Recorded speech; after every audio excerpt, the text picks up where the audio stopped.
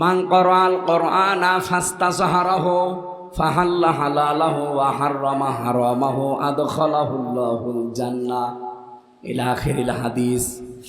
নবীজি বলেন, যে ব্যক্তি কোরআন পড়ে, কোরআন পড়া মানে ওই চারটা শর্ত মেনে যারা পড়ে না, আপনি যদি তেলাওয়াত করেন প্রতিটি অক্ষরে মাস্ট বি 10টা করে নেকি আপনার হবে, এতে কোনো সন্দেহ নেই। কিন্তু হক আদায় করে তেলাওয়াত করতে হলে 4টা বিষয় আপনাকে মানা লাগবে।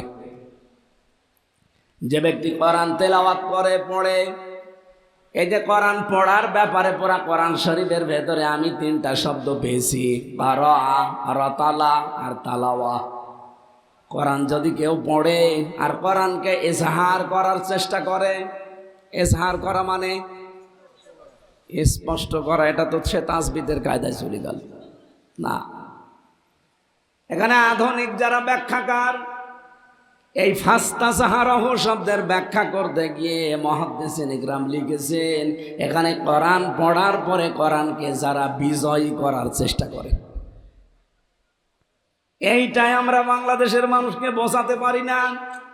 এই লোকটা আজ মনে হয় 30 বছর চিল্লাচ্ছে এই জিনিসটা বোঝাতে, আমিও আজ 8-9 বছর চিল্লাচ্ছি এইটা বোঝাতে, মানুষকে বোঝাতেই পারি না যে কোরআন পড়লে কোরআনকে বিজয় করার জন্য চেষ্টা করা লাগবে।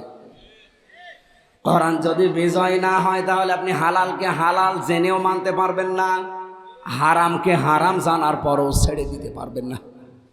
এরকম পরিবেশ বাংলাদেশে নেই, আছে মানে? আপনি এই দেশের একটা জায়গা দেখান যেখানে হালালকে হালাল জানার পরে মেনে চলা যায় 100 ভাগ। আপনি জানেন যে হালাল, তারপরে মানতে পারবেন না। কারণ হচ্ছে কোরআন এজহার নেই, কোরআন বিজয়ী নেই। কোরআন যদি এসে বিজয়ী হয়ে যায়, আপনি হালালকে হালাল মেনে মানতে পারবেন, হারামকে হারাম জানার পরে ছেড়ে দিতে পারবেন। কি হবে তখন? এই যে নবীজির হাদিস ছিল, আদখালাহুল্লাহুল জান্নাহ, আল্লাহ তাকে জান্নাতে দিয়ে দিয়েছে। না না, সুবহানাল্লাহ পড়লেন কে? আপনি কি বুঝে পড়েছেন? এটা মাঝের শিকা, ওস্তাদ আছে এখানে। মাঝি মানে অতীতের শব্দ, আল্লাহ তাকে জান্নাতে দিয়ে দিয়েছে। আমার প্রশ্ন, আমরা কি এখনো মারা গেছি যে আমি জান্নাতে চলে গেলাম? তাহলে হাদিসের এই শব্দ কি ভুল? না, ভুল না। আমার ভাইরা, টিকায় যেটা আছে ব্যাখ্যা, এটা বলছে এবার, আদখালাহুল্লাহুল জান্নাহ দেওয়ার কারণ হচ্ছে কোরআন যদি এজহার হয়ে যায়, বিজয় হয়ে যায়, আপনি হালালকে হালাল জেনে মানতে পারবেন, হারামকে হারাম জেনে ছেড়ে দিতে পারবেন, তাহলে আপনার বসবাসের জায়গাটা মনে হবে একটা মিনি জান্নাত হয়ে গেছে। আর আমরা ওইটাই চাচ্ছি। কথা বলেন না কেন? একামতের দিন যারা এদেশে কায়েম করতে চায়, আল্লাহর কসম তাদের মনের কথা এইটাই। আমরা এই যে 1150 কিলোমিটার বাংলাদেশের এরিয়া, টেকনাফ থেকে তেতুলিয়া, এখানে যেন আল্লাহর ভয় ছাড়া কোনো ভয় আমার অন্তরে আর কাজ না করে, এইরকম একটা পরিবেশ আমরা তৈরি করতে চাই।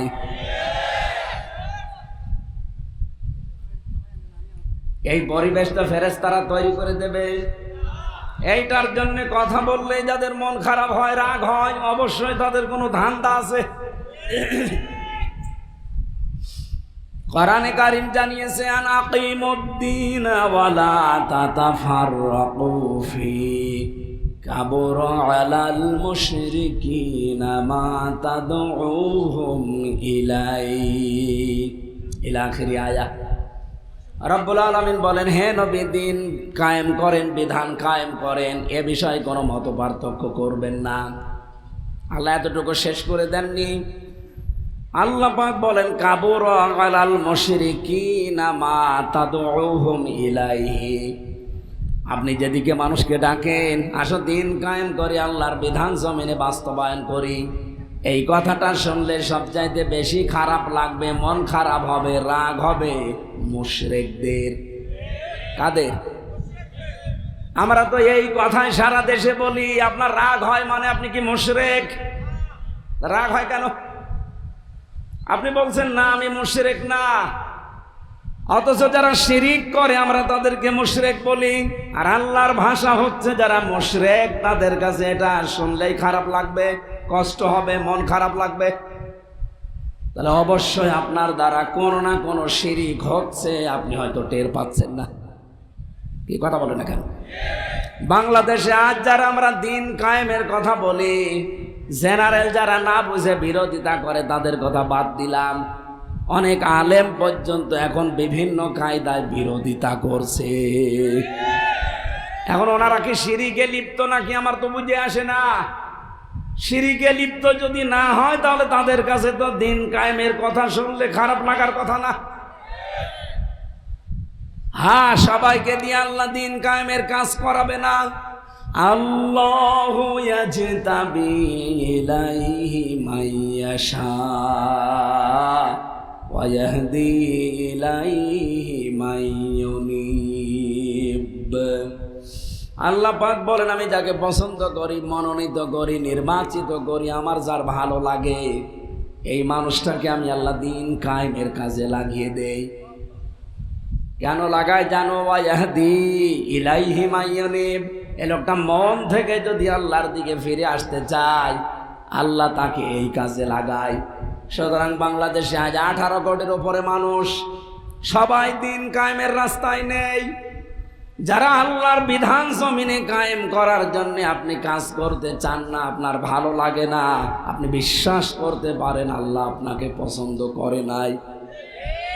এই কথা বলছেন? কয়েকদিন আগে একটা জরিপ দেখছিলাম, এই দেশে এখন 7 কোটি 20 লাখ মানুষ চাচ্ছে আল্লাহর বিধান এই জমিনে কায়েম হোক। আমি আয়াতটা পড়ার পরে আমার মনে হচ্ছিল এই দেশে এখন 18 থেকে 20 কোটি মানুষ আমরা যাই বলি, এর ভেতরে মাত্র 707 কোটি 20 লাখ মানুষ যেহেতু দিন কায়েম হোক এটা চাচ্ছে। এতগুলো মানুষের ভেতরে এই মানুষগুলো আল্লাহর নির্বাচিত মানুষ। আর আমার প্রশ্ন আপনার কাছে, আপনি এই নির্বাচিতদের ভেতরে আছেন তো? না না। আপনি যদি থাকেন এর ভেতরে আপনার আনন্দ করা দরকার, খুশি হওয়া দরকার যে আল্লাহ আমাকে মনোনীত করেছে, নির্বাচিত করেছে, পছন্দ করে ফেলেছে। আর যদি আল্লাহর বিধান কায়েমের কথা শুনলে আপনার কাছে রাজনীতি মনে হয়, ধান্দাবাজি মনে হয়, যে দুনিয়ার কাজ এটা, আপনি বুঝবেন আপনাকে আল্লাহ এখনো নির্বাচিত করে নাই। বাশার ভাইয়ের কথা, আমির হামজার কথা, কার কথা বলেন তো? আমরা যারা মানুষ অন্য ধর্মের যে যদি কেউ থেকে থাকেন আসেন, এটা শুধু মুসলমানদের জন্য না, হাদা বায়ানুল লিন্নাস হুদাল লিন্নাস। মানুষ পদবাচ্চা আমরা যারা, তাদের জন্য আল্লাহ কোরআন দিয়েছেন। আল্লাহ রাব্বুল আলামিন কোরআনের কাছে আসার পরে আমার যতটুকু বাস্তবতা আমি দেখি, মন থেকে যদি কেউ আসে আল্লাহ তাকে পরিবর্তন করবেই। কারণ এমন একটা শক্তি আল্লাহ কোরআনে দিয়েছেন, যালিকাল কিতাবু লা রাইবা ফীহি। এই একটাই মাত্র কিতাব পৃথিবীতে আছে যেটা মানুষকে হেদায়েত দেওয়ার ক্ষমতা রাখে। ক্ষমতা নেই? আমি সেদিন যশোরের কলেজের অধ্যাপক, উনি বিসিএস ক্যাডার, ওনারে বলেছিলাম যে স্যার আপনার মুসলমান হওয়া লাগবে না, আপনি শুধু আমাদের ধর্মীয় গ্রন্থ একটু বুঝে বুঝে পড়বেন। আপনি ইংরেজিতে পড়েন, বাংলায় পড়েন, যে ভাষায় পড়েন একটু বুঝে বুঝে পড়বেন। আপনি তো আর আরবি পারেন না, বুঝে পড়বেন পুরাটা। আপনাকে মুসলমান হতে আমি জোর করছি না। 3 মাস পরে দেখে আল্লাহর বান্দা নিজের থেকেই মুসলমান হয়ে গেছে। সুতরাং অন্য ধর্মের যদি আওয়াজ শুনতে পান আপনাদেরকেও আমরা ওয়েলকাম জানাচ্ছি, আসেন কোরআনের কাছে আসেন। এটা পৃথিবীর অন্য ধর্ম গ্রন্থের মতো না যে তাদের শুধু ঠাকুররা পড়বে, তাদের ধর্মযাজক যারা তারা পড়বে। এটা সবার জন্য ওপেন। কথা বলেন ঠিক কিনা? আমরা সেই কোরআনের ময়দানে এসেছি আজকে। রাসূলের উপরে দরুদ আর সালাম পড়ছি, কারণ এটা রবিউল আউয়াল মাসের আর একটা দিন বাকি আছে, 29 তারিখ আছে। এ মাস যে উদ্দেশ্যে নিয়ে এসেছিল সে উদ্দেশ্য কিন্তু আমরা সফল করতে পারি নাই। বলেন রবিউল আউয়াল মাসের বয়স কি 1500 বছর? এর আগে এ মাস দুনিয়ায় ছিল না, এত আলোচনা তো ছিল না রবিউল আউয়ালের। কোরআনে কারীম জানিয়েছে ইন্না ইদ্দাতাশ শুহুরি ইনদাল্লাহি 12 শাহরান ফি কিতাবিল্লাহ ইয়াওমা খালাকাস সামাওয়াতি ওয়াল আরদা মিনহা আরবাআতুন হুরুম। সূরা তাওবা এসেছে আল্লাহর কাছে গণনার দিক থেকে মাসের সংখ্যা 12টা। উনি আসমান আর জমিন যেই দিন তৈরি করে ওই দিন তার কিতাবের ভেতরে এটা লিপিবদ্ধ করে দিয়েছেন। বলেন সুবহানাল্লাহ। আপনি পড়া কোরআনে 12টা মাসের নাম পাবেন, খালি রমজান বাদ দিয়ে কোনো মাসের নাম নেই। অথচ 12 মাস আমি লিখে দিলাম এ কথা আছে। তার ভেতরে রবিউল আউয়াল, এটা 1500 বছর আগেও ছিল, কিন্তু এত আলোচনা এত মর্যাদা আমরা পাইনি। যিনি আসার কারণে এত আলোচনা। তো বিশেষ করে বাংলাদেশ, ভারত আর পাকিস্তান, এই 3টা দেশেই তো কম বেশি আমি ঘুরেছি। আমি দেখেছি এই 3 দেশের মানুষ রবিউল আউয়াল আসলে একটু বেশি বেশি করে ফেলে, আর বেশি করতে গিয়ে এত উপরে তোলে। আল্লাহ রাব্বুল আলামিন 2টা ঈদ দিয়েছেন আমাদেরকে, সেখানে আরেকটা ঈদও তারা বানিয়ে নিয়েছে রবিউল আউয়ালের সাথে, ঈদে মিলাদুন নবী। না এলাকায় সব চলে না? এগুলো যারা করছেন বুঝে করেন আর না বুঝে করেন, এটা বেদাত। কি কথা বলেন না কেন? আপনি যদি রবিউল আউয়ালে মিলাদ পড়তেই চান, আমি তো নিষেধ করে আপনারে অন্তত আটকাতে পারছি না, পারবো না মনে হয়। তবে আমার মনে হয় সিরাত ইবনে হিশাম, আমি এখানে 27টা বিষয় পেয়েছি। কেউ যদি রবিউল আউয়ালে মিলাদ পড়তে চান, মিলাদ এটা মিলাদুন থেকে, এর বাংলা অর্থ জন্ম। আপনি যদি নবীর জন্মে খুশি হতে চান, এর বাস্তব উদাহরণ দেওয়া লাগবে। রবিউল আউয়াল মাসে নবী যা করেছিলেন ওইটা করেন। উনি জন্ম নেওয়ার পরেই 3 জন মহিলার দুধ খেয়েছিলেন, এটা আমি পেয়েছি।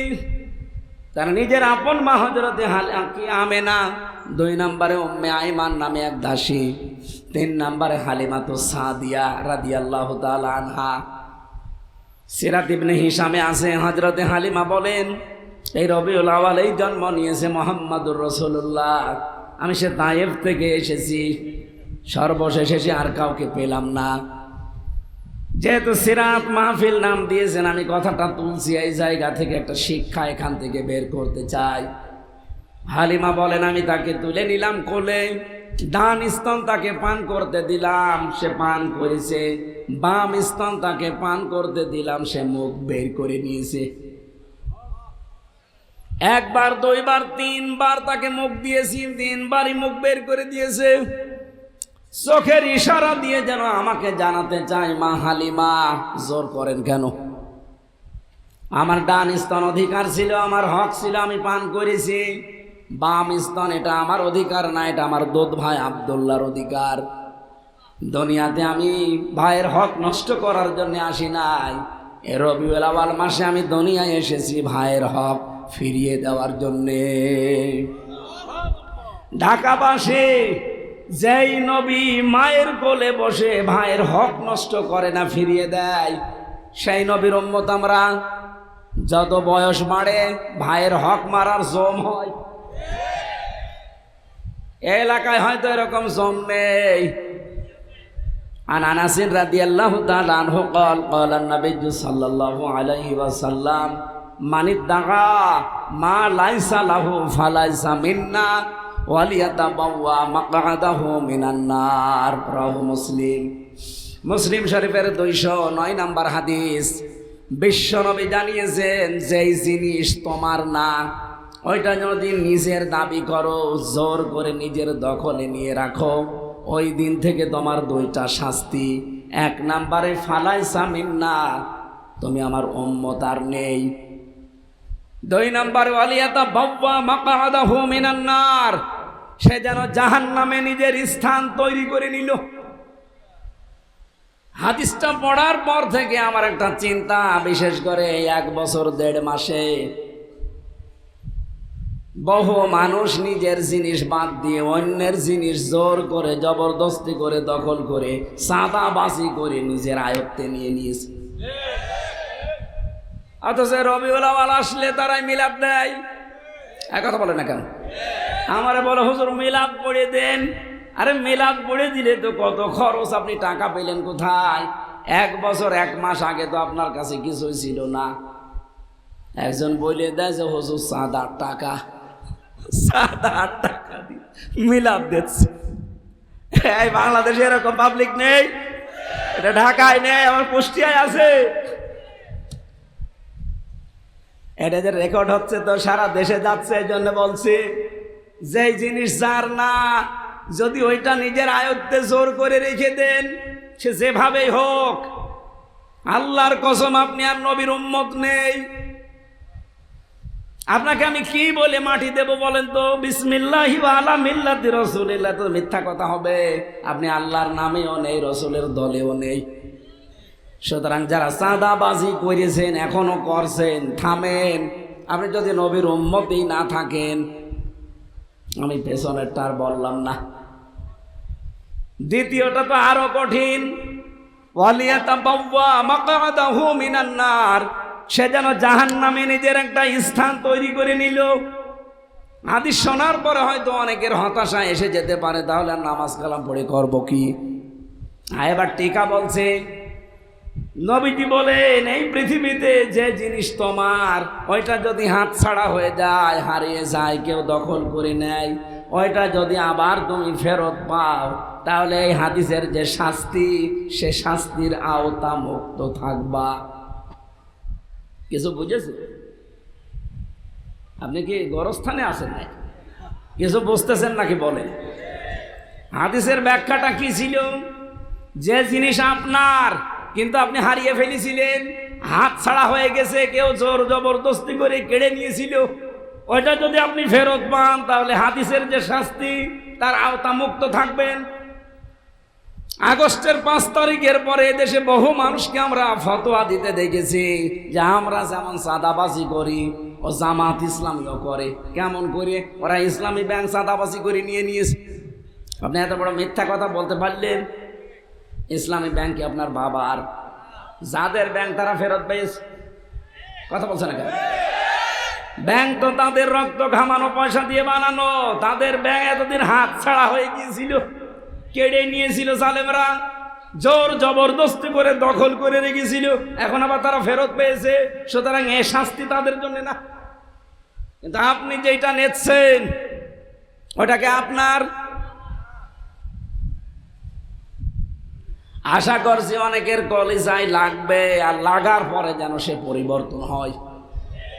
না, আমি জানি অনেকের পরিবর্তন আসবে না, ওর শয়তানি আরো বাড়বে। কারণ এই কোরআন নবীজি আবু জেহেলের সামনেও পড়েছিলেন, আবু বকরের সামনেও পড়েছিলেন।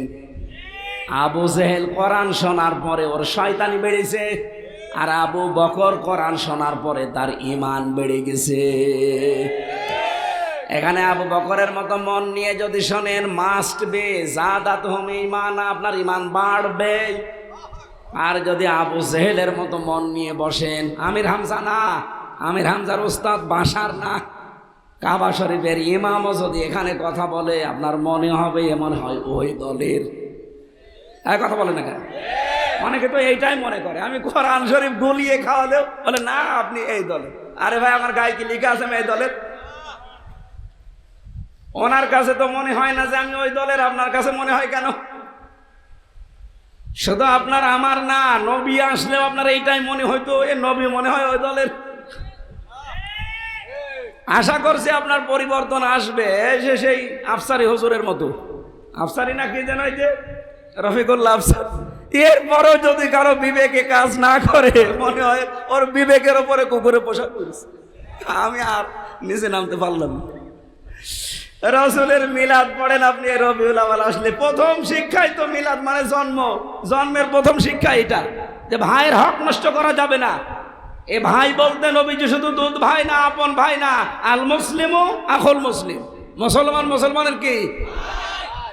আমার মনে হয় রবিউল আউয়ালে শুধু যদি এই হাদিসটা আমরা মেনে নিতে পারতাম, এই দেশে আর চাঁদাবাজি বলে চাঁদাও থাকতো না, বাজিও থাকতো না। কিন্তু সারা জীবন মিলাদই পড়ে যাচ্ছি। এমনকি 19 দিন ব্যাপী মিলাদ চলছে, 63 দিন ব্যাপী মিলাদ চলছে। মাস হচ্ছে 30 দিনে, ও মিলাদ পড়ছে 63 দিন। অথচ এই 27টা শিক্ষার এই শিক্ষাটা নেই, কি মিলাদ পড়ে না? আশা করছি আমরা এইভাবে যদি শিক্ষাগুলো নিতে পারি, পৃথিবীতে অবশ্যই এই সারা বছর আর রবিউল আউয়াল পালন করা লাগবে না, একদিনেই যথেষ্ট হয়ে যাবে। আল্লাহ আমাদেরকে এই সিরাতের মাসে, জন্মের মাসে বিশ্বনবী মুহাম্মদুর রাসূলুল্লাহ থেকে কিছু নেওয়ার তৌফিক দিন, আমিন। ওয়া ইন্নাকা লাআলা খুলুকিন আযীম। এই আযীম শব্দটা আল্লাহ নবীর চরিত্র বলতে গিয়ে ব্যবহার করলেন। কোরআনে কারিমের বর্ণনা পেয়েছি সূরা হিজরের 87 নম্বর আয়াতে। কোরআনের কথা বলতে গিয়ে আল্লাহ পাক আযীম দিয়েছেন, ওয়ালাকাদ আতাইনাকা সাবআম মিনাল মাসানি ওয়াল কুরআনাল আযীম। কোরআনকে আল্লাহ আযীম বলেছেন, আর রাসূলুল্লাহর চরিত্রকে আল্লাহ আযীম বলে ডাক দিয়েছেন। সুবহানাল্লাহ বলতে পারেন না? কোরআন শরীফের ভেতরে আমি 3 জন নবীর নামের শেষে আল্লাহর নাম পেয়েছি। হযরত ইসহাক নবীর নামের শেষে একটা নাম আছে গোলামিন আলিম, জ্ঞানী বান্দা ছিলেন তিনি। হযরত ইসমাইল নবীর নামের শেষে আমি পেয়েছি গোলামিন হালিম, সহনশীল বান্দা, ধৈর্যশীল বান্দা। আর মুহাম্মদুর রাসূলুল্লাহকে আল্লাহ ডাক দিয়েছেন খুলুকিন আযীম, আমার এমন মহান চরিত্রের বান্দা যে কিয়ামত পর্যন্ত মানুষ শুধু অনুসরণই করে যাবে, এর কুল কিনারা পাবে না। আপনি কি অনুসরণ করবেন সেই কথাটা আজকের আমার তেলাওয়াত কিন্তু আয়াতের ভেতরে আমি একটু টাচ দিয়েছি। সূরা আনআম 50 নম্বর আয়াতের শেষের দিকে আছে। যেহেতু রাত গভীর হয়ে যাচ্ছে, এজন্য আমি খুব তাড়াতাড়ি করে শেষ করে দেব।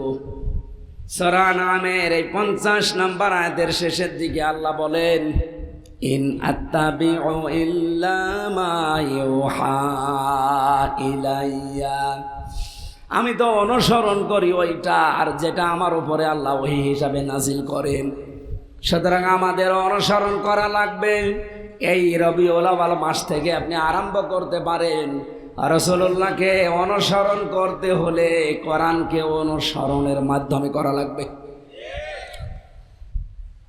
এবার আমার একটা প্রশ্ন হচ্ছে, বাংলাদেশ আর ভারত, এই 2 দেশে আমি প্রায় জায়গায় ঘুরে ঘুরে দেখলাম এই 2 দেশে একটু ঝামেলা আছে। সূরা আলে ইমরানের 31 নম্বর আয়াতটা নিয়ে আজকে একটু নিরসন করব, যেটা রেকর্ড হচ্ছে, চলে যাবে সারা দেশে।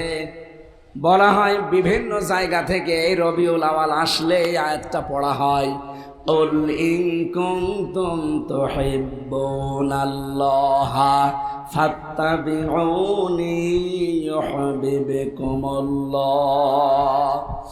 নবী আপনি বলুন, যদি তোমরা আল্লাহকে ভালোবাসো, এ দাবি তোমাদের আছে? যদি থাকে যে আল্লাহ তোমাকে ভালোবাসি, এ দাবি করার দরকার নেই, আমার রাসূলের অনুসরণ করো। এ দাবি আমরা যারা করি যে আল্লাহ তোমাকে ভালোবাসি, এ দাবি পূরণ করতে হলে রাসূলুল্লাহর অনুসরণ করা লাগবে। কথা বলেন না কেন? কেউ যদি রাসূলুল্লাহর অনুসরণ করে, আল্লাহ বলেন ইউহিব্বুকুমুল্লাহ, আমি নিজেই তাকে ভালোবাসা আরম্ভ করব। না, শব্দটার দিকে তাকান। এই শব্দ আমি জন্মের পর থেকে আমরা শুনছি। ইউহিব, এটা মোজারে, বর্তমান, ভবিষ্যৎ, প্রেজেন্ট, ফিউচার।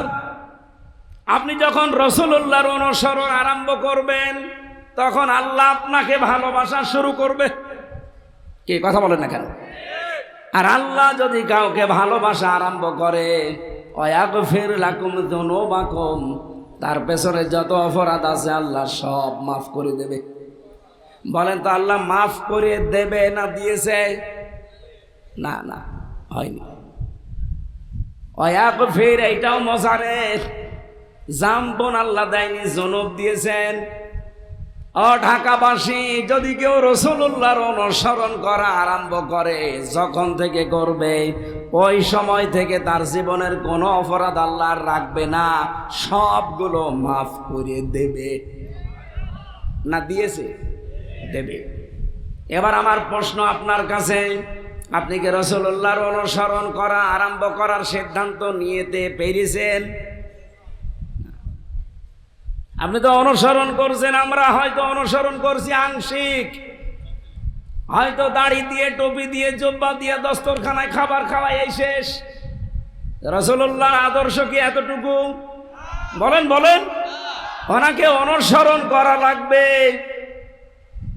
পূর্ণাঙ্গ না আংশিক?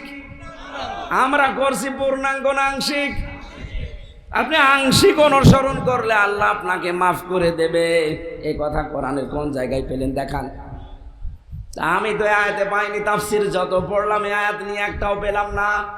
অথচ বিভিন্ন দরবার থেকে আয়াতের কথা বললেই বলা হয় আল্লাহকে পেতে চাও, রাসূলুল্লাহকে ভালোবাসো। কোথায় পেয়েছেন আপনি? এখানে কি হাব্বন শব্দ আছে যে আপনি ভালোবাসার অর্থ করলেন? এখানে তাবউন আছে, তাবাইন। তাবউন মানে দেখে দেখে চলা। তাহলে রাসূলুল্লাহকে দেখে দেখে চলা লাগবে কি আংশিক না পূর্ণাঙ্গ? এই পৃথিবীতে যারা পূর্ণাঙ্গ অনুসরণ করেছে আপনি তাদের দিকে তাকিয়ে বলেন আল্লাহ তাদেরকে মাফও করেছে, জান্নাতেও দিয়েছে। কিন্তু যারা আংশিক অনুসরণ করেছে, পূর্ণাঙ্গ না, আল্লাহ তাদের মাফও করে নাই, জান্নাতেও দেয় নাই। আপনি উদাহরণ হিসাবে দেখেন তার নিজের আপন চাচা আবু তালেব ভালোবাসতো কম না রাসূলুল্লাহকে? জান প্রাণ দিয়ে ভালোবাসতো, কিন্তু রাসূলুল্লাহ অনুসরণ করে নাই। কথা বলেন না কেন? শুধু ভালোবাসা দিয়েই শেষ, অনুসরণ করে না। এই জন্য আল্লাহ তাকে মাফও করে নাই, জান্নাতেও দেবে না। এমনকি কোরআনের আয়াত তার বিরুদ্ধে আল্লাহ নাযিল করেছে, মা কানা লিল মুশরিকিনা আইয়ামুরু মা কানা লিন নাবিয়্যি ওয়াল্লাযীনা আমানু আইয়াস্তাগফিরু লিল মুশরিকিন। কোন নবীর জন্য, কোন ইমানদারের জন্য জায়েজ নেই, উচিত না, শোভনীয় না যে কোনো মুশরিকের জন্য ক্ষমা চাবে। শুধু নবীকে আল্লাহ বলতে পারতেন ওয়াল্লাযীনা আমানু দিয়েছেন, কোন ইমানদারের জন্যও মুশরিকের জন্য ক্ষমা চাওয়া জায়েজ নেই। নবীজি নিজের আপন চাচা মুশরিক, এই জন্য ক্ষমা চাওয়া নিষেধ।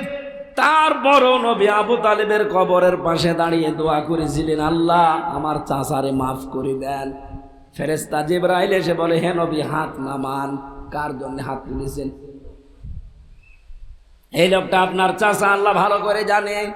এ সারা জীবন আপনাকে ভালোবেসেছে, আল্লাহ দেখেছে, কিন্তু এই লোকটা আপনার অনুসরণ করে নাই, এই জন্য আল্লাহ তাকে মাফ করে নাই।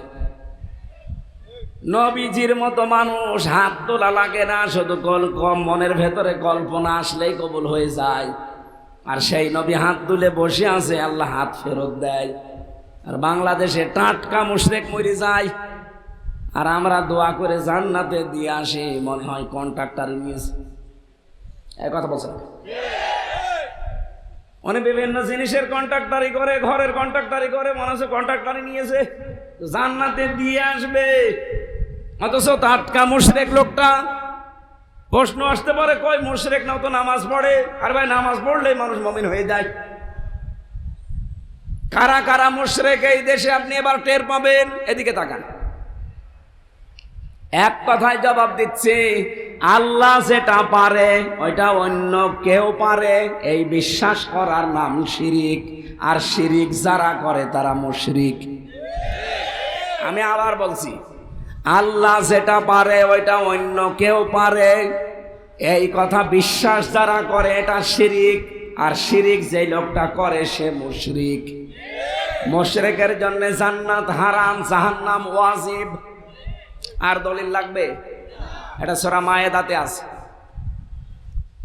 6 নম্বর পারা 19 নম্বর পৃষ্ঠার 12 নম্বর লাইনে পাবেন, ইন্নাহু মা ইউশরিক বিল্লাহ ফাকাদ হারামাল্লাহ আলাইহিল জান্নাহ ওয়া মাওয়াহুন নার। যারা শিরিক করে আল্লাহর সাথে এদের জন্য জান্নাত হারাম, জাহান্নাম ওয়াজিব। এবার আমার প্রশ্ন, বাংলাদেশে এরকম মানুষ আছে কিনা একটু দেখেন তো। আল্লাহ যেটা পারে ওইটা অন্য কেউ পারে, এই বিশ্বাস যদি আপনি করে থাকেন, বলেন তো সন্তান দিতে পারে কে? অন্য কেউ পারে? কোন পীর সাহেব, কোন কবর, কোন মাজার? আপেল পোড়ায় পারে।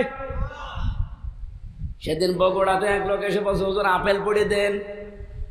আমি তো সরল মনে সূরা ফাতিহা পড়ে ফু দিলাম।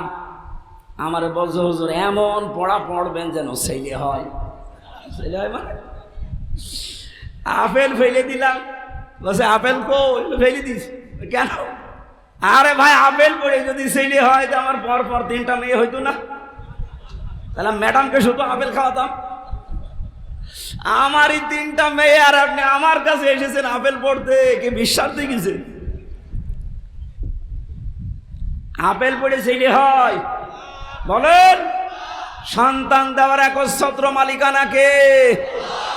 এখলুকু মা ইয়াশা ইয়াহাবু লিমান ইয়াশাউ ইনাসা ওয়া ইয়াহাবু লিমান ইয়াশাউ যুকুর ইলা আখির আয়াত।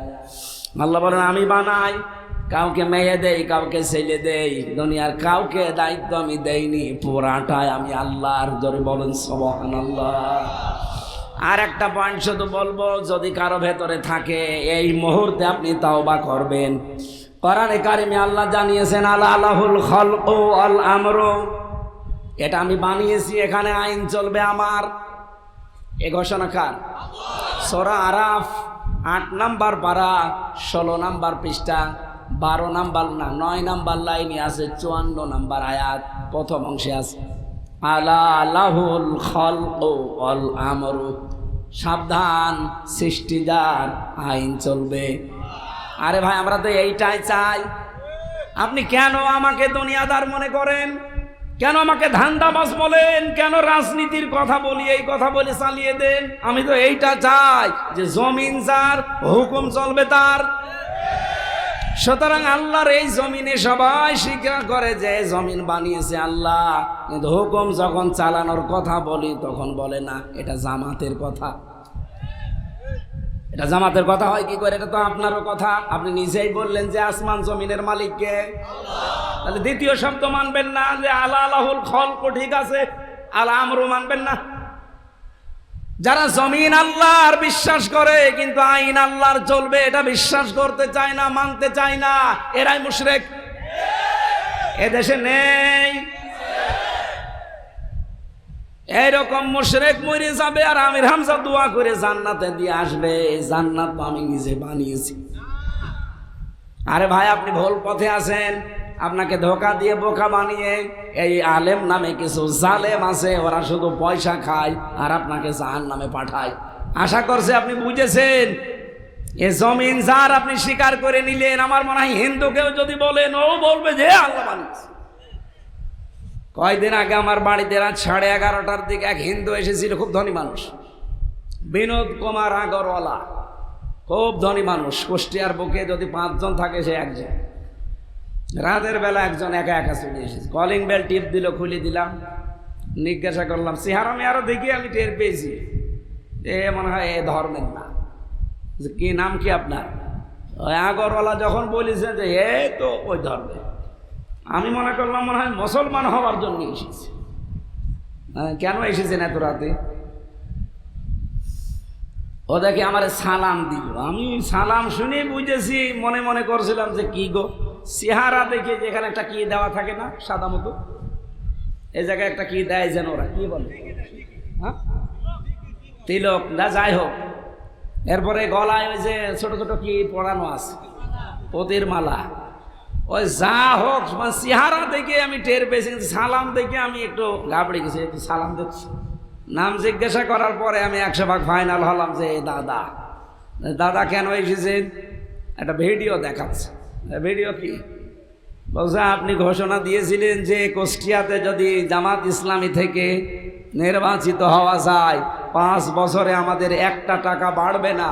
এ কথা আমার এত ভালো লেগেছে, আমার ঘুম আসছে না, দেখাতে আসলাম যে এইটা না দেখি আপনি যদি মুসলমান হইতেন। ওনার ওই দিন আমি বললাম, দাদা বলেন তো এই যে আসমান আর জমিন, এই যে বাংলাদেশ, এটা সত্যিকারের বানিয়েছে কে? আমি মনে করলাম বলবে ভগবান, বলছে না আল্লাহ।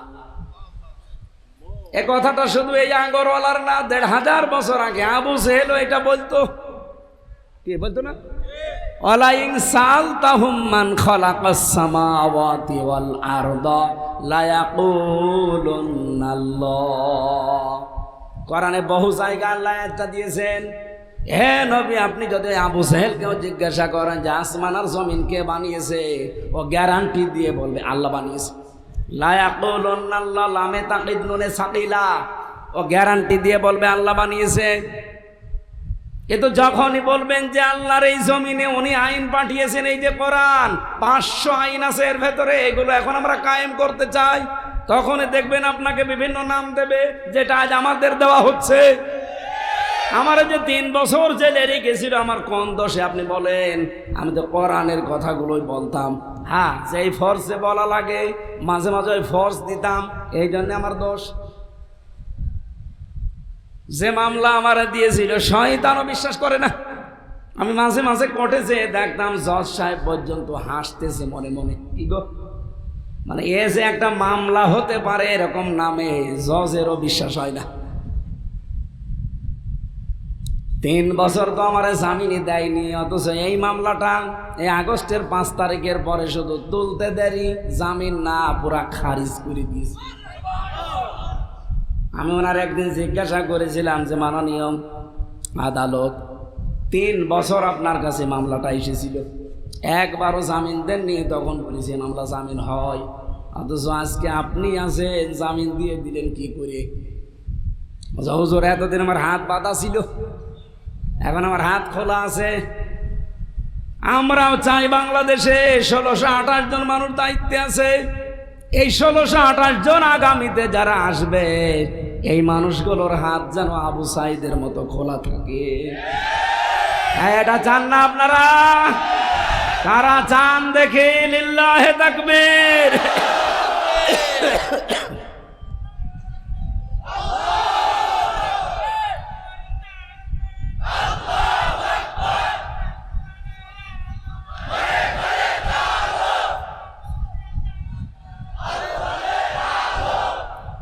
ঠিক আছে, আলহামদুলিল্লাহ ভাই। আমি যেটা নিয়ে শুরু করেছিলাম, নবীজির অনুসরণের বিষয়বস্তু হচ্ছে কোরআন। তিনি মন মতো কিছুই করেননি, মন মতো কিছুই বলেননি। ইন আত্তাবিউ ইল্লা মা ইউহা ইলাইয়া, আমি শুধু অনুসরণ করি ওইটার যেটা আমার উপরে নাজিল হয়। বিশ্বনবী তার উপরে নাজিলকৃত এই কিতাব দিয়ে সর্বপ্রথম তিনি আরম্ভ করেছিলেন। এদিকে তাকান, এই যে বাংলাদেশে আজ যে অশান্তি চলছে, এর মূল কারণ আমার এই দৃষ্টিতে ধরা পড়েছে 42টা। ওই জামানার হাদিসের সাথে আমি ইতিহাসের সাথে একটু মিলিয়েছি। 1500 বছর আগে নবীজি নবুয়ত পাওয়ার আগে 17 বছর থেকে 40 বছর একাধারে চেষ্টা করেছিলেন। 23 বছর কাঙ্ক্ষিত মানের শান্তি তিনি দিতে পারলেন না। হেলফুল ফজল গঠনের মাধ্যমে পেরেছিলেন, পারেন না। তিনি মনে মনে ভাবলেন যে এই অশান্তির কারণ কারা দেখি তো। পুরা আরব জাহানে ওই সময় গোত্র ছিল 36টা। 36টা গোত্রের 36 জন নেতা ছিল, গোত্রপতি। ওই জামানায় জাতীয় নেতা ছিল 3 জন, আর জাতীয় নেত্রী ছিল আরো 3 জন। 36 আর 6 কত? বলেন বলেন। আপনি আর রাহিকুল মাখতুমের ভেতরে পাবেন এটা। এই 42টা মানুষকে তিনি পর্যবেক্ষণ করে দেখলেন পুরা আরব জাহানে এই জাহিলিয়াতের সমাজ তৈরি করার পেছনে যত রকমের কারণ, এই 42 জন। ওই জামানায় 3টা জাতি ছিল প্রতিষ্ঠিত পুরা আরব জাহানের ভেতরে, একটা ইহুদি, একটা খ্রিস্টান, আর একটা মুশরিক। আর একটা জাতি ছিল নিভু নিভু অবস্থায়, হানিফ। এইদিকে তাকান, এই ওঠা যাবে না ভাই, এই ছেলে, বললাম যে ওঠা যাবে না। আপনি বাংলাদেশের সাথে ইতিহাসটা একটু মিলান। আমি তো মিলিয়ে দেখলাম খাপের খাপ, মমতাজের বাপ মিলিয়ে যাচ্ছে। আর সারা বাংলাদেশের 64টা জেলা, 630টা থানা আছে। আমার ছোট্ট একটা হিসাব করে দেখলাম যে 36 জন নাম করা নেতা এলাকা ভিত্তিক আছে। ছোটখাটো গুলো বাদ দেন, আমির হামজা, কামাল হোসেন বাদ, 36 জন আছে সারা বাংলাদেশ। আপনি খুঁজে খুঁজে দেখেন। ওই জামানায় যেমন গোত্রপতি ছিল 36 গোত্রের 36 জন, জাতীয় নেতাও ছিল ওই জামানায় 3 জন। একজন ছিল মুশরিকদের জাতীয় নেতা আবু জেহেল, ইহুদিদের জাতীয় নেতার নাম ছিল মুখাইরে, আর খ্রিস্টানদের জাতীয় নেতার নাম ছিল মারহাব। আমার মাঝে মাঝে এই ইতিহাস থেকে মনে হয় বাংলাদেশের জাতীয় নেতা তিনজন, বঙ্গবন্ধু, জিয়াউর রহমান আর চাচা এরশাদ। জাতীয় নেত্রী ওই জামানায় ছিল তিনজন, আবু জেহেলের স্ত্রী নাকেরা, আবু লাহাবের স্ত্রী উম্মে জামিল, আর আবু সুফিয়ানের স্ত্রী হিন্দা। বাংলাদেশেও তিনজন, হাসিনা, খালেদা, এরশাদ, রওশন। খাপের খাপ মিলে যাচ্ছে না? আপনি দেখেন সারা দেশের যত অঘটন, যত ঝামেলা, সব এই 42 জন। নবীজি এই 42 জনকে টার্গেট করে 40 বছরে তিনি ধ্যানে বসলেন।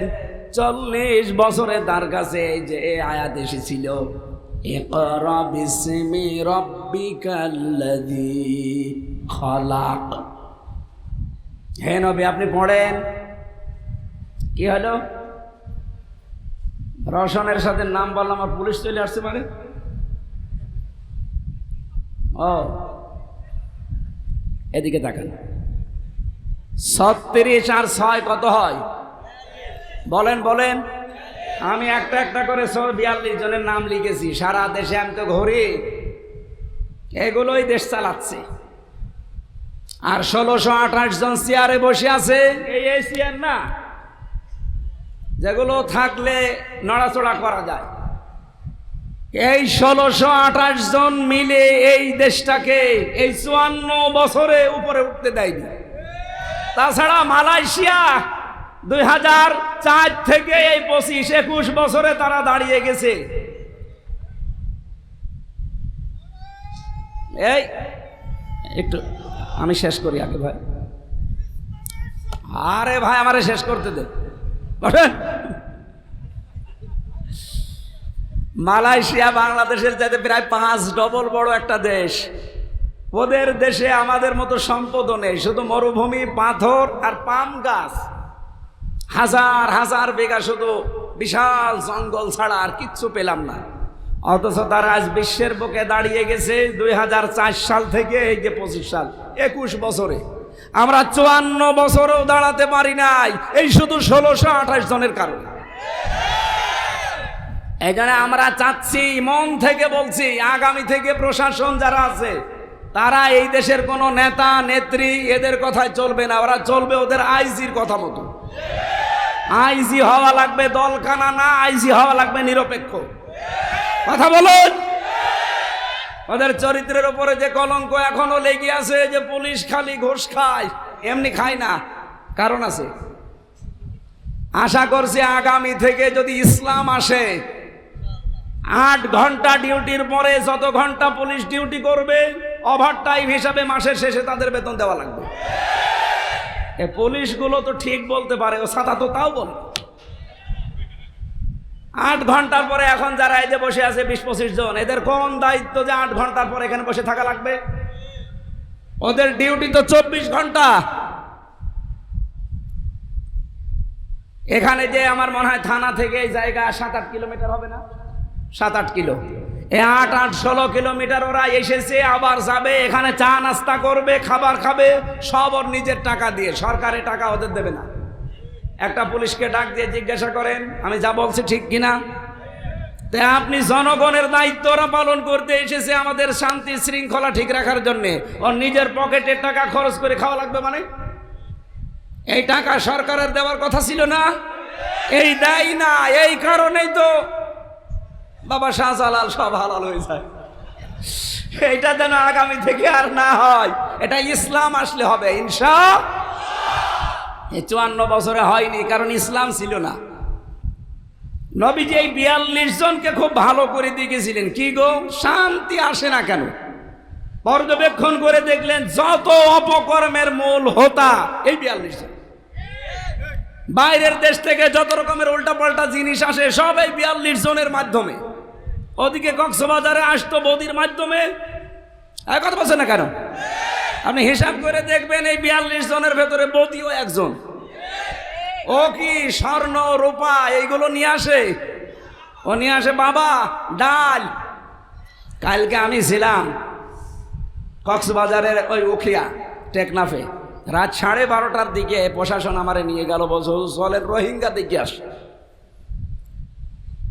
প্রায় এখন 25 লাখ রোহিঙ্গা হয়ে গেছে, এসেছিল মাত্র 11 লাখ। ওরা যে আল্লাহর নামে জন্ম দিচ্ছে, 25 লাখ অলরেডি হয়ে গেছে। বিশাল এরিয়া ঘিরে দেওয়া ওদের জন্য, রাত 9টার পরে ওদের আর বের হতে দেয় না। এই যে এলাকায় যিনি ছিল আল্লাহর ওলি আব্দুর রহমান বদি, খালি বাবা ডাল আর এখান থেকে পাচার করে দেয় সোনা রূপা দস্তা তামা। এরকম কয়জন যেন সারা দেশে? আরো জোরে বলেন। নবীজি এই 42 জনের জন্য চিন্তা করে যখন কোরআনে কারিমের প্রথম আয়াত পেয়েছিলেন, নাম হচ্ছে সূরা আলাক, ইকরা বিসমি রাব্বিকাল্লাযী খালাক। হে নবী আপনি পড়েন। নবীজি একবারও পড়েন নাই, তিনবার তাকে বুকে চাপ দিয়েছেন। 3 বারের পরে তিনি বললেন বিইসমি রাব্বিকাল্লাযী খালাক। ফেরেশতা জিবরাইল প্রশ্ন করেছিলেন, এটা সিরাত ইবনে হিশামে পাবেন। প্রশ্ন করলেন, হে মুহাম্মদ সাল্লাল্লাহু আলাইহি সাল্লাম, আমি আপনাকে তিনবার বললাম ইকরা, পড়েন পড়েন পড়েন, আপনি পড়লেন না। হঠাৎ করে আপনি একবার 5 আয়াত আমার সাথে পড়ে ফেললেন কি করে? নবীজি বললেন, জিবরাইল 3 বার বলেছিলে ইকরা, কিন্তু 3 বারের পরে যখন বললে বিইসমি রাব্বিকাল্লাযী খালাক, এর আগে তো বলনি যে আমি কার নামে পড়বো, খালি পড়ো পড়ো বললে হবে। কার নামে পড়বো? যখনই বললে বিইসমি রাব্বিকা, তখন আমি আর দেরি করি নাই। কিয়ামত পর্যন্ত আমার উম্মত যারা দুনিয়ায় আসবে তাদেরকে আমি শিক্ষা দিতে চাই, পড়াশোনা করতে হলে আল্লাহর নামে পড়া লাগবে। আমাদের দেশে আল্লাহর নামে পড়ার ব্যবস্থা আছে? নেই। আরো 1 থেকে 5 পর্যন্ত গানের মাস্টার নিয়েছে, শরীর চর্চার নামে নাচের মাস্টার নিয়েছে। কোরআন শিক্ষা দিয়ে আল্লাহর নামে পড়ানো লাগবে একজন আলেম মাস্টার আজও নেওয়া হয়েছে? এটা চান না? আগামী থেকে আমরা দাবি জানাচ্ছি, ডক্টর মোহাম্মদ ইউনূস, 2 নবীর নাম ওনার, মোহাম্মদ। তবে 92% মুসলমান এই দেশে আমরা আছি। আহ্বান জানাচ্ছি, আপনি যতদিন দায়িত্বে আছেন এই কাজটা করে যান। এদেশের সবার মনের আকুতি 1 থেকে 5 পর্যন্ত প্রাইমারিতে একজন আলেম আমরা চাই। এ দাবি আমাদের আছে না? কারা এ দাবি করেন দেখি? লিল্লাহে তাকবীর। দেখেন তো হাত তোলেনি কে? দেখেন, সবার দাবি এটা। উনি আসলে যেন এ দাবি পূরণ করে। যেহেতু ঘোষণায় দিয়েছে ফেব্রুয়ারির 12 তারিখে নির্বাচন, আপনি তো চলে যাবেন, যান, এমন একটা কাজ করে যান যেন অমর হয়ে থাকতে পারেন। কথা বলেন না কেন? ওখান থেকে আসলেন, একটা একটা করে বিধান আসে। এই তখনই বলেছিলেন, ইন আত্তাবিউ ইল্লা মা ইউহা ইলাইয়া, আমি অনুসরণ করি শুধু ওইটার যতটুকু আমার উপরে আল্লাহ নাযিল করেন। কুল হাল ইয়াস্তাবিল আ'মা ওয়াল বাসীর, হে নবী আপনি বলেন মানুষদের যারা আপনার সামনে আছেন, যে চক্ষুষ্মান এবং অন্ধ এই 2 লোকটি সমান।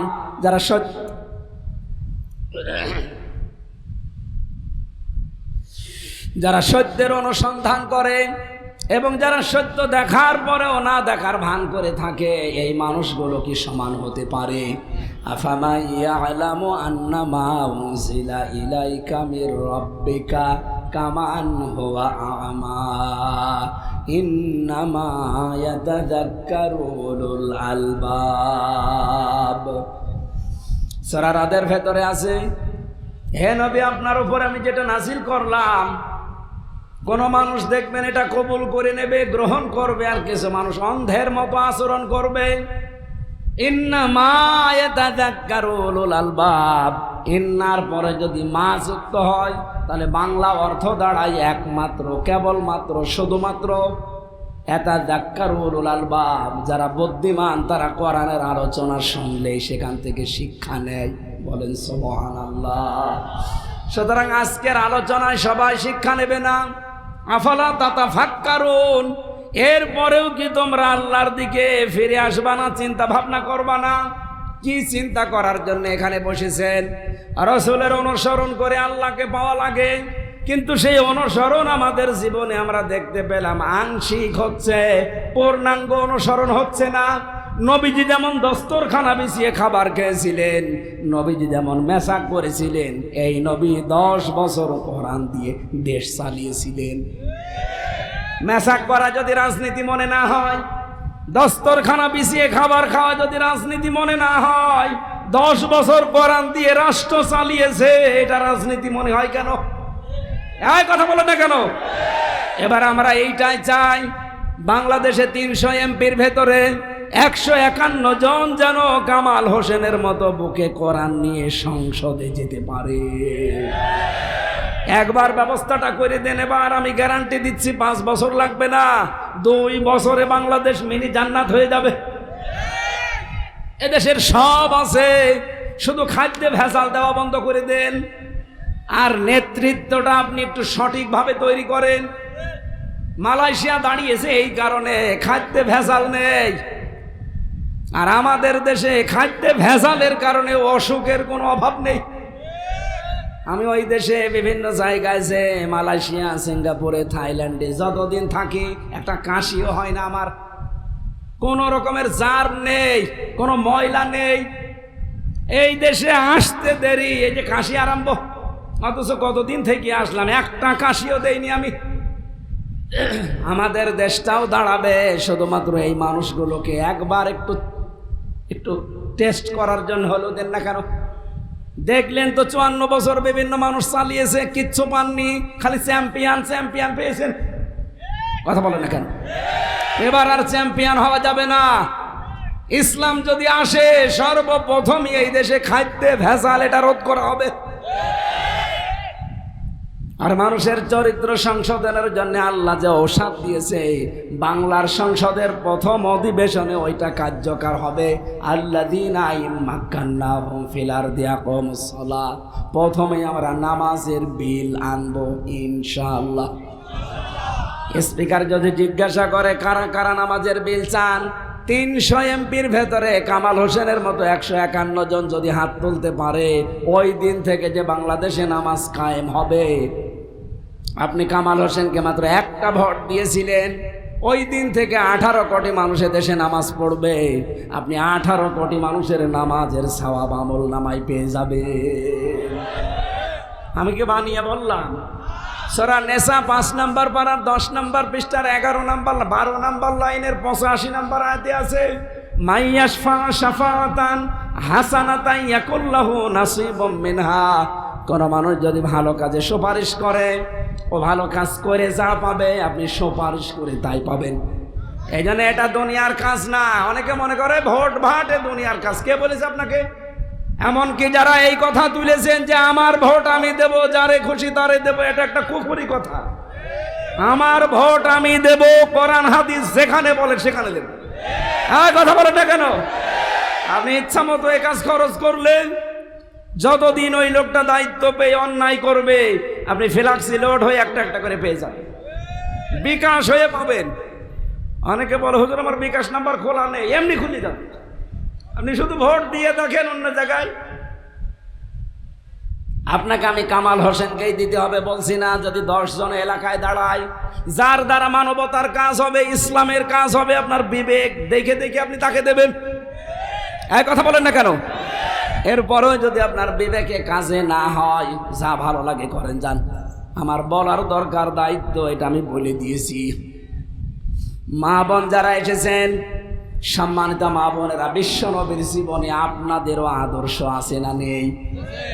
রাসূলুল্লাহ স্বামী ছিলেন না? আল্লাহর নবী স্বামী হিসাবে যেমন উত্তম ছিলেন, তার স্ত্রীগুলো ছিল এরকম উত্তম স্ত্রী। একটা হাদিস পড়ছিলাম, বিশ্ব নবী বলেন কোন মহিলা যদি 4টা কাজ করতে পারে, জান্নাতের 8টা দরজা আল্লাহ তার জন্য খুলে রাখবে। যে কোনো দরজা দিয়ে প্রবেশ করবে, কেউ তারে বাধা দেবে না। 1 নম্বরে, স্বামী যখন বাইরে থেকে এসে তার দিকে তাকাবে, ও অঙ্গভঙ্গি দিয়ে হোক, যে কোনোভাবে স্বামীকে সে আনন্দ দেবে, খুশি করবে, হাসাবে। এরকম বউ তো ঘরে ঘরে নেই। এই কারণেই তো অনেকেই পরকীয়া প্রেম করে। এই দেখেন, দেখবেন, তার মানে এই রোগের রুগী এখানে আছে না। আমি হাসির জন্য বলি নাই, 100 জনের 98টা পরকীয়া প্রেমের জন্য তার স্ত্রী দায়ী। ও যার পেছনে ঘরে, ওর ভেতরে কি আপনার যেতে বেশি জিনিসপত্র আছে? একই জিনিস তো ঘরবে কেন? কারণ আপনার কাছ থেকে যেটা পাওয়ার ওটা পাই না তখনও। তাই বলে আপনাকে আমি করতে বলছি না। আপনি একটু উদার হন, একটু নিজেকে মেলে ধরেন। এদেশের পুরুষের যা অবস্থা, এমনি হারবাল ছাড়া চলে না। তারপরও যদি লাইন করে, বুঝতে হবে এটা আপনার অপারগতা। আশা করছি আমার মা বোনেরা অন্যদিকে না নিয়ে এটা মেনে নেবে। পরকীয়া প্রেম থেকে স্বামীকে বাঁচাতে হলে নিজেকে আরো মেলে ধরেন। 1 নম্বরে পয়েন্ট ছিল এইটা, স্বামী আসলেই তাকে আনন্দ দেওয়া লাগবে। সে যেভাবে হোক, দরকার হয় কাঁতুকুতু দেবে। কে কাঁতুকুতু দেওয়া যায় নেই? তিরমিজি শরীফের হাদিস, নবীজি বলেন, কোন স্ত্রী স্বামীকে আনন্দ দিতে গিয়ে যদি হেসে ফেলে, যেই কয়টা দাঁত দেখা যাবে ওই কয়টা নফল হজের সওয়াব পাবে। 6টা দাঁতের কথা পর্যন্ত আছে। আমার মানে বেশি ওয়াজ করলে দেখা যাবে বাড়ি যেয়ে দেখবেন যে দাঁত কেলিয়ে পড়ি আছে। কি গো, হুজুর ওয়াজ করছিল, দাঁত দেখানো লাগবে। 2 নম্বরে, স্বামী যেটা পছন্দ করে ওটা যদি জায়েজ হয়, মাস্ট বি আপনাকে ওইটা পছন্দ করা লাগবে। আর আমি একজন স্বামী, আমি নিজে দায়িত্ব নিয়ে বলছি, যত স্বামী আছে সবার পক্ষ থেকে, যে আমার যত স্বামীর সাথে কথা বললাম, প্রতিটা স্বামী আমরা চাই যে বিয়ের পরে আমার মা বাবা আমার সাথে থাকবে। এই কথা বলেন না কেন? আমি খেয়ে থাকি না খেয়ে থাকি, আমার মা বাবার সাথে থাকবে। কিন্তু 100টার 98টা বউ এটা চাই না। এরকম ছোট মনের বউ আছে? কার হাত তোলেন তো? কয়েকজন হাত তুলেছে, হাত মাথার উপরে উঠছে না। এখন বাড়ি গেলে বিছানা আবার আলাদা করে দিতে পারে না। আমরা আপনাদেরকে ভয় পাই, এজন্য আমিও হাত তুলতে পারলাম না, কারণ ম্যাডাম হয়তো দেখতে পারে। কিন্তু বাস্তবে এটা আমরা যেটা পছন্দ করি জায়েজ, ওটা জীবন চলে গেলেও আপনাকে পছন্দ করা লাগবে। কথা বলেন না কেন? 3 নম্বরে, স্বামীকে আপনি উদ্বুদ্ধ করবেন। যদি আপনি চান আপনার স্বামীর সম্পদ আরো বেড়ে যাক, তার সম্মান আরো বেড়ে যাক, আপনি উদ্বুদ্ধ করবেন, স্বামী নিজের রক্তের সম্পর্কগুলো ঠিক রাখো। স্বামীর সাথে সবচাইতে বেশি রক্তের সম্পর্ক তার মা বাবার, এরপরে তার ভাই বোনের। এই কথা বলেন না কেন? এরপরে তার চাচা, ফুফু। স্ত্রী হিসাবে দায়িত্ব, এদের সাথে যেন আমার সম্পর্ক ভালো থাকে, তাদের হক যেন আদায় হয়। পেছনে লেগে থাকা না, ওরা আরো নিষেধ করে। আপনি হক আদায় করতে গেলে দেখবেন অনেক স্ত্রীর মন পাওয়া যায় না। বিশ্বনবী জানিয়েছেন 4 নম্বরে, শুধু নামাজ পড়া, রোজা রাখা, কালো বোরকা পরা ইবাদত না। আমি জেলে বসে বসে যেহেতু 3 বছর মেয়েদের এই দাম্পত্য জীবনের এই সমস্ত কলহ, এই ঝামেলা নিয়ে একটা বই লিখেছিলাম, কি করে ঝামেলাগুলো তৈরি হয় আর এটা মেটাতে হয় কি কারণে। এখানে কোরআন হাদিসের প্রায় 128 পৃষ্ঠা পর্যন্ত করেছি। বইটা আমার কাছে ছিল, এখানে আছে কিনা জানি না। আছে গাড়িতে? যদি গাড়িতে থাকে আপনারা নিয়ে বউকে পড়াবেন।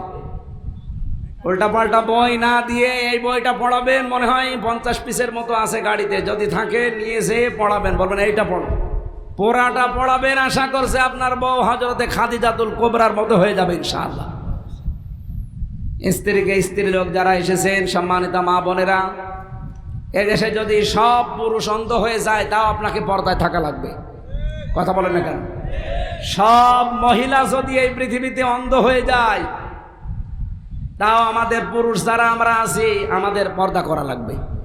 সুতরাং মেয়েরা যারা এসেছেন, না আমার কণ্ঠ আর সাপোর্ট করছে না, বারবার সমস্যা হচ্ছে। আমি যতটুকু বলেছি এতটুকু আজকে শেষ করছি। আল্লাহ আমাদেরকে আয়াতটায় মেনে চলার তৌফিক দিন। আল্লাহুম্মা আমিন।